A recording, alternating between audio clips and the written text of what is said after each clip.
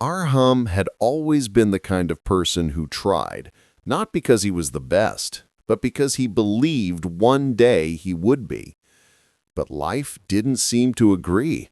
He failed his first business attempt, lost money in the second, and the third one didn't even last a week. People started whispering behind his back, maybe he's not made for success. Some people just don't have it. Arham heard every whisper, but he pretended it didn't hurt.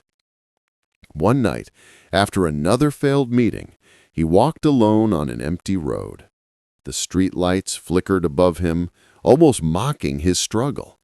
His shoulders felt heavy, not from work, but from disappointment stacked over the years. For the first time, he thought about giving up. Just when he sat down on a bench, he noticed an old shopkeeper struggling to lock his shutter. His hands were shaking, but he kept trying. One attempt, two, three. Finally, on the fifth try, the lock clicked. Arham couldn't help but smile.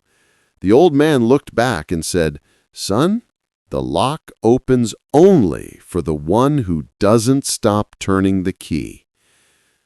That simple line hit Arham harder than any failure. He realized something. Maybe life wasn't rejecting him. Maybe it was testing how badly he wanted it. The next morning he woke up early, started again, this time slower but smarter. Every day he learned something new. Every failure became a lesson, not a reason to quit. Months passed. Small progress turned into bigger progress.